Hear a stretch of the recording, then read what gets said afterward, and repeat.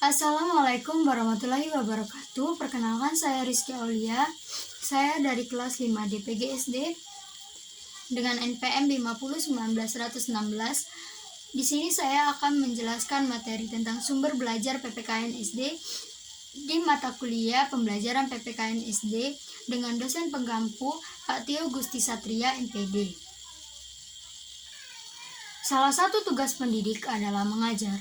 Hal ini menyebabkan adanya tuntutan kepada setiap pendidik untuk dapat menjawab pertanyaan tentang bagaimana seharusnya mengajar. Dengan kata lain, setiap pendidik dituntut untuk memiliki kompetensi mengajar. Pendidik akan memiliki kompetensi mengajar jika pendidik paling tidak memiliki pemahaman dan penerapan secara taktis mengenai berbagai metode belajar mengajar, serta hubungannya dengan belajar di samping kemampuan lain yang menunjang, bertolak, dan bermuara pada kebutuhan sebagai pendidik. Maka, makalah ini disajikan tentang sesuai dengan karakteristik peserta didik, sekolah dasar dan seusianya. Metode ceramah akan menyebabkan peserta didik bersikap pasif dan tentunya menjadi pelajaran hafalan yang membosankan. Oleh karena itu, pendidik diharapkan mampu menguasai metode-metode yang cocok untuk pembelajaran PKN agar peserta didik lebih tertarik kepada pelajaran tersebut. Yang pertama, pengertian sumber belajar PPKN di SD. Sumber belajar merupakan sumber yang dapat dipakai oleh siswa baik sendiri-sendiri maupun bersama-sama dengan siswa lainnya untuk memudahkan belajar. Yang dapat digunakan oleh siswa baik secara mandiri atau sendiri maupun bersama-sama, biasanya dalam suatu cara yang informal untuk membantu belajar. Dari pendapat di atas, jelas bahwa sumber belajar tidaklah harus berbentuk bahan cetak atau buku saja, tetapi bisa pula dalam bentuk yang lain. Yang jelas bahwa sesuatu yang dapat dikatakan sebagai sumber belajar jika keberadaannya dapat dimanfaatkan baik oleh guru maupun siswa untuk mempermudah jalannya proses pembelajaran. Beberapa ahli mengemukakan pendapat tentang pengertian sumber belajar yaitu sebagai berikut.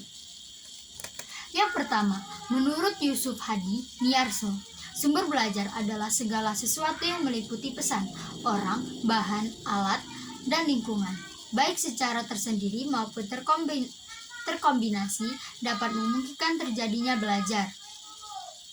Yang kedua, Edgar Dale mengemukakan sumber belajar adalah segala sesuatu yang dapat dimanfaatkan untuk memfasilitasi belajar seseorang. Yang ketiga, menurut Rohani, sumber belajar atau learning resources adalah segala macam sumber yang ada di luar diri sebagai atau seseorang peserta didik dan yang memungkinkan atau memudahkan terjadinya proses pembelajaran atau proses belajar. Yang keempat, Association Educational Communication and Technology yang menyatakan bahwa sumber belajar adalah semua sumber baik berupa data, orang, dan wujud yang tertentu yang dapat digunakan siswa dalam belajar baik secara terpisah maupun terkombinasi sehingga mempermudah siswa dalam mencapai tujuan belajar. Dari beberapa pendapat yang dikemukakan beberapa ahli, dapat diambil kesimpulan bahwa sumber belajar atau learning resources adalah semua sumber baik berupa data, orang, dan wujud tertentu yang dapat digunakan oleh peserta didik dalam belajar baik secara terpisah maupun secara terkombinasi sehingga mempermudah peserta didik dalam mencapai tujuan belajar atau mencapai kompetensi tertentu. Lingkungan sebagai sumber belajar PKN di sekolah dasar. Dengan melihat uraian pembelajaran PKN di sekolah dasar di atas, maka jelaslah bahwa pemanfaatan lingkungan sebagai sumber belajar dalam proses pembelajaran PKN di sekolah dasar sangatlah penting. Dengan memanfaatkan lingkungan sebagai sumber belajar bagi proses pembelajaran di sekolah dasar, maka siswa tidak hanya mendapat materi ajar dari buku semata, akan tetapi mereka mampu melakukan interaksi dengan lingkungan sekitarnya. Hal ini akan sangat berguna bagi tercapainya tujuan pembelajaran PKN di sekolah dasar. Pemanfaatan lingkungan sebagai sumber belajar dalam pembelajaran PKN di sekolah dasar dapat diidentifikasi sebagai berikut. Yang pertama, pemanfaatan lingkungan sosial. Yang kedua, pemanfaatan lingkungan budaya. Yang ketiga, pemanfaatan lingkungan alam. Manfaat sumber belajar. Menurut Rohani, manfaat sumber belajar antara lain meliputi: yang pertama, memberikan pengalaman belajar secara langsung dan konkret kepada peserta didik. Yang kedua, dapat menyajikan sesuatu yang tidak mungkin diadakan, dikunjungi atau dilihat secara langsung dan konkret.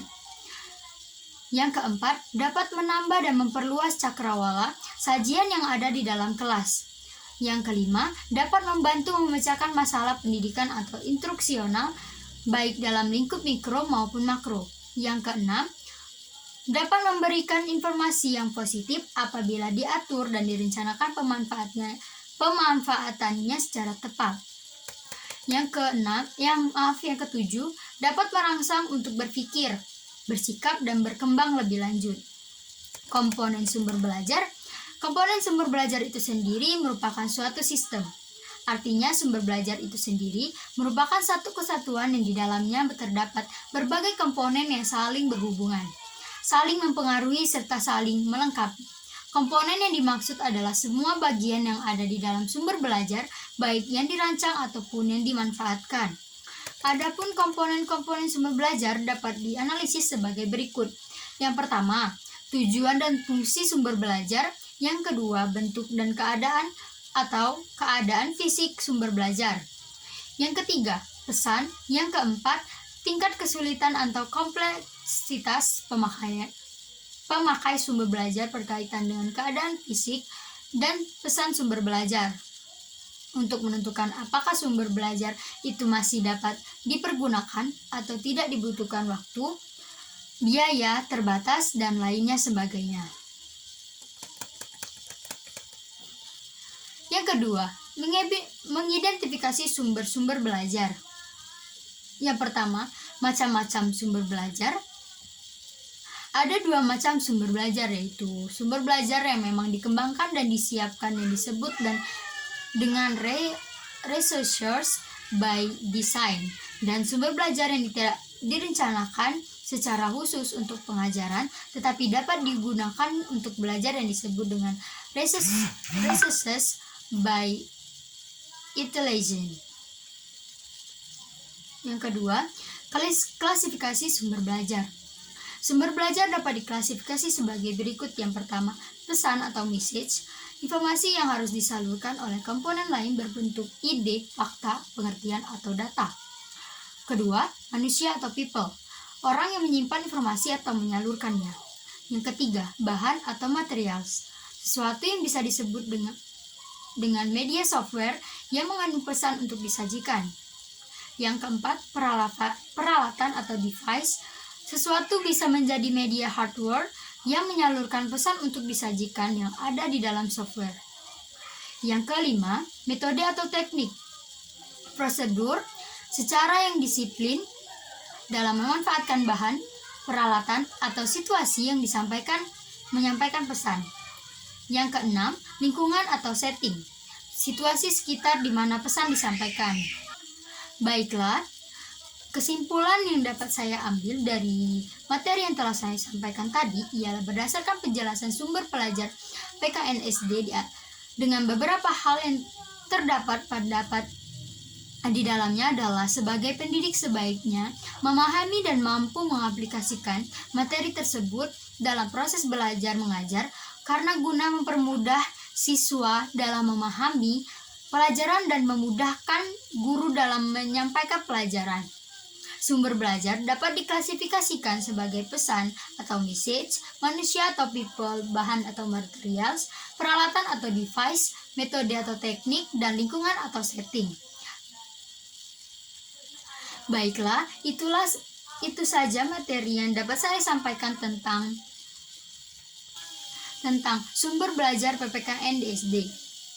Lebih kurangnya saya mohon maaf, kepada Allah saya mohon ampun. Wabillahi taufiq wal hidayah. Wassalamualaikum warahmatullahi wabarakatuh.